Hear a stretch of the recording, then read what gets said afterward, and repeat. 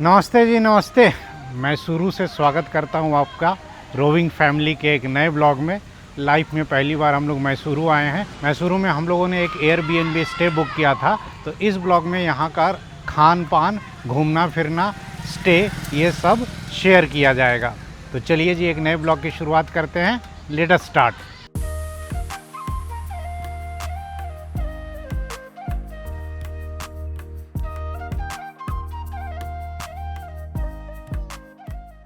तो सामने ये जो मकान दिख रहा है, इसी में हमारा स्टे बुकड है। नीचे ऑनर रहते हैं और ऊपर का जो है 2 BHK फ्लैट जो है वो हम लोगों ने एयरबीएनबी से बुक किया है। चलिए मैं आपको एक टूर दे देता हूँ।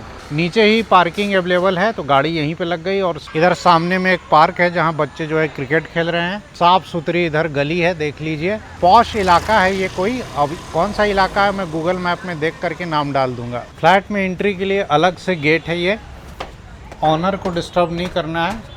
और ये पीछे से बैक साइड से एंट्री है। सामने यहाँ एक वॉश बेसिन है और एक छोटा सा पैसेज है। और ये हमारा मेन फ्लैट है। तो ये फ्लैट में इंटर होते ही देखिए ये हॉल है। अच्छा खासा बड़ा हॉल है। यहाँ सोफ़ा है, टीवी है, इधर पूजा रूम है, फ्रिज दिया हुआ है। यहाँ बाजू में एक बेडरूम है, एसी के साथ है, क्वीन बेड है। इधर बस खिड़की है, उधर वार्डरोब है छोटा सा। फिर हॉल के दूसरी तरफ एक और बेडरूम है। देखिए इसमें भी क्वीन बेड है, इसमें भी वार्डरोब है। ये सामने जो है ना बालकनी है जो उधर पार्क की तरफ खुलता है, एसी लगा हुआ है।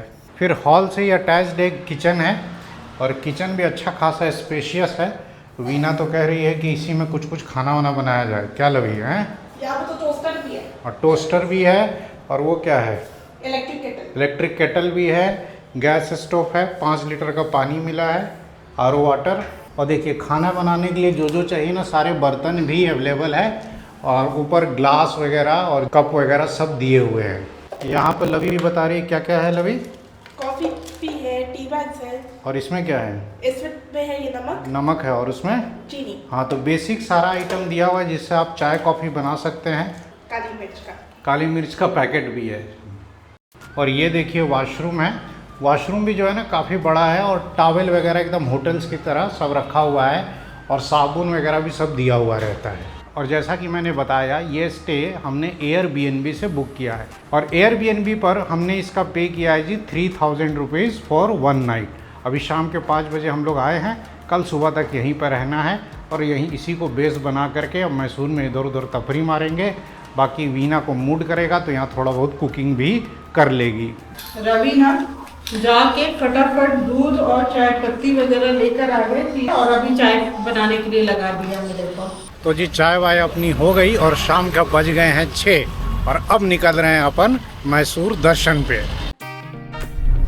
तो हम लोग विवेकानंद नगर करके कोई एरिया है उसमें रुके हुए हैं। This is called Vivekananda Nagar road. इसी पर अपन अभी तफरी मारते हुए जा रहे हैं जी। किधर?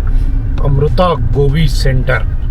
जी हाँ, हम लोग आए हैं यहाँ गोभी खाने। इतनी खुली खुली सड़कें यहाँ पर। और शाम को 6 बजे जबकि पीक ट्रैफिक का भी टाइम होता है, कहीं भी ट्रैफिक जाम है जैसा नहीं दिख रहा। इन गलियों में आराम से मूविंग ट्रैफिक है जी। ये उदय रवि रोड है जो क्रॉस किया और हम लोग यहाँ से बढ़ रहे हैं अपोलो हॉस्पिटल की तरफ। ये है जी अमृत गोभी सेंटर जयानगर में। यहाँ का गोभी फ्राई बहुत फेमस है। बताइए, अपन राजकोट से यहाँ आ गए हैं इसकी तलाश में। इधर बन रहा है जी लाइव गोभी। इधर काउंटर पर वीना ले रही है टोकन। ये देखिए जी यहाँ पर गोभी कैसे एकदम फ्राई करके और उसके बाद ना मंचूरियन टाइप का एक मसाले में इन्होंने लपेटा। पहले तो इसको तला है गोभी को मसाले के साथ और फिर एक ग्रेवी में लपेट के दिया है।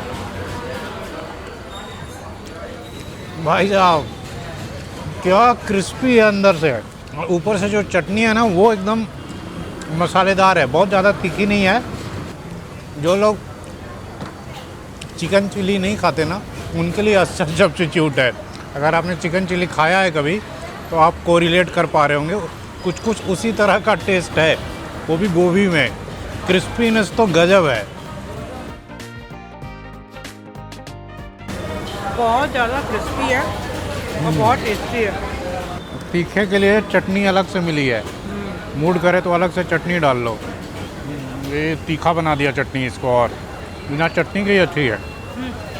गोभी जो है ना मात्र 70 रुपए की प्लेट, और 140 में 2 प्लेट जो था ना वो सफिशिएंट था, हम लोगों से ख़त्म नहीं हो रहा था। क्या क्रिस्पी गोभी है ना, मुंह में तीखा तीखा स्वाद जो है ना चटनी का भी तक आ रहा है ना, मज़ा आ गया। तो अच्छा सा स्नैक खाने के बाद अब हम लोग जा रहे हैं जी मैसूर पैलेस की तरफ। यह है न्यू कांथा राज उर्स रोड, ऐसा ही गूगल पर दिखा रहा है। तो जी हम लोग पहुंच गए मैसूर पैलेस के पास। अब इधर ना पार्किंग कहीं ढूंढना है, पार्किंग मिल जाए। तो जी गाड़ी लगा दी पार्किंग में और अब हम लोग जा रहे हैं पैलेस की तरफ थोड़ा घूमने। तो देवी और सज्जनों पहुंच गए अपन Mysore palace. This is the entry. और पता नहीं आज टिकट है कि फ्री है, क्या है देखा जाए। तो अपन इंटर कर गए मैसूरू पैलेस में। और आज जो है ना शाम को टिकट नहीं है दिवाली के दिन, और मैसूरू पैलेस की लाइटिंग देखने के लिए इतना क्राउड आया है। राइट साइड में ये एक टेम्पल है, Shweta Varaha Swamy temple. So this is the view of Mysuru palace on Diwali night, and we are very fortunate to be here on this special occasion of Diwali. क्या भव्य नज़ारा है भाई, क्या सजावट है, और कितने लोग देखने के लिए आए हुए हैं। और ये पैलेस क्या ग्रैंड है भाई, मस्त व्यू है जी पैलेस का। और ठंडी ठंडी हवा भी चल रही है। हाँ, बेंगलुरु के बारे में सुना था और मैसूरू के बारे में कि शाम को यहाँ हल्की हल्की ठंड हो जाता है, और वो फील हो रहा है। हवा में हल्की हल्की जो है ना मीठी मीठी सी ठंडक है। ये देखिए जस्ट अभी अभी लाइटिंग ऑन हुई है भाई, कितना सुंदर लग रहा है। इस नज़ारे को देखिए, कितना प्यारा लग रहा है पैलेस। उधर भी लाइटिंग है, इधर पीछे भी लाइटिंग है, चारों तरफ से लाइटिंग है भाई। और अभी ये आधे एक घंटे तक ऐसी ही लाइटिंग रहेगी। देखिए जी, मैं और लवी जो है ना एकदम मैसूरू पैलेस के सामने खड़े हैं, और स्पेशली दिवाली के दिन मैसूरू आने का प्लान इसीलिए बनाया था ताकि ये जो मस्त नज़ारा है ना, ये जो लाइटिंग है वो हम लोग देख सके, क्योंकि ये लाइटिंग साल में बस कुछ ही दिन होती है। अब ये व्यू देखिए बिना किसी हिंड्रेंस के।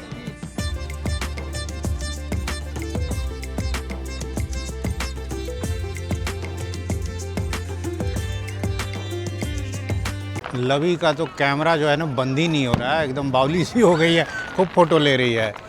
और उधर पटाखे फूट रहे हैं जी, दिवाली सेलिब्रेट हो रही है। और ये पैलेस का एक और एंट्री गेट, पैलेस में शायद इस तरह के ना 4 गेट है, हम लोग एक गेट से एंटर हुए थे, ये दूसरा कोई गेट है। यहाँ से भी पैलेस का व्यू जो है ना वो कितना ग्रैंड आ रहा है।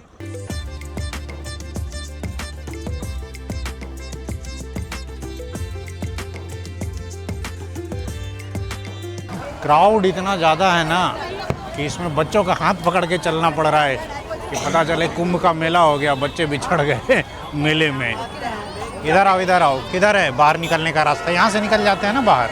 तो जी मैसूरू पैलेस की लाइटिंग और भव्यता देखने के बाद अब हम लोग जा रहे हैं जी चामुंडी हिल। चामुंडी हिल जो है ना मैसूर सिटी के जस्ट आउटस्कर्ट्स में एक बड़ा सा पहाड़ है, जहाँ से पूरे सिटी का बड़ा अच्छा व्यू आता है, और ऊपर एक माता का मंदिर भी है। हम लोग चामुंडी हिल पर आए तो थे, बट यहाँ पर जो ऊपर जाने वाला गेट है ना पहाड़ के ऊपर जो माता के मंदिर तक जाता है, वो शाम को बंद हो गया। तो वहाँ देखा मैंने 1-2 कार्स और खड़ी थी, और वो किसी को पता नहीं होगा। तो एनीवे अब अपन वापस यहाँ से सिटी में रिटर्न हो रहे हैं। ये NH 275 है, मैसूरू का रिंग रोड टाइप का, इसी पर अपन जो है ना रात को भटक रहे हैं। और देखिए इधर दिवाली में ना सजावट बहुत कम है, मतलब बहुत कम घरों पे लाइटिंग दिख रही है, पटाखे वटाखे फूट रहे हैं लेकिन बहुत कम है। नॉर्थ में तो आज भाई साहब आप बात नहीं कर पाएंगे, इतना पटाखा छूटेगा। Okay madam. तो जी हम लोग घूम फिर करके घर ही वापस आ गए। खाने का मूड किसी को था नहीं, शाम को गोभी खा लिया, बाकी अपना थेपला वेपला है ही कुछ कुछ खाने के लिए। अब सुबह का सुबह देखा जाएगा। तो फिलहाल के लिए गुड नाइट।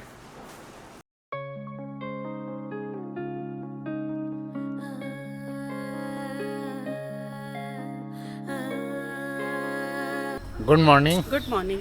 सुबह के अभी 6 बजे हैं, बच्चे अभी सो ही रहे हैं। हम लोग सोचे कि गली में थोड़ा वॉक कर लेते हैं। यहाँ सेफ्टी वगैरह का कोई इशू तो है नहीं, पीछे गाड़ी खड़ी है, अपना मकान दिख रहा होगा जहाँ अपन रुके हैं।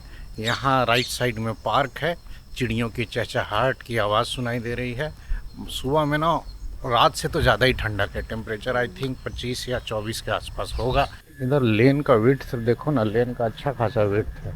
और मकान कितने सलीके से बने हुए हैं, और थोड़ा तो जयपुर कोटा वाली फीलिंग नहीं आ रही है।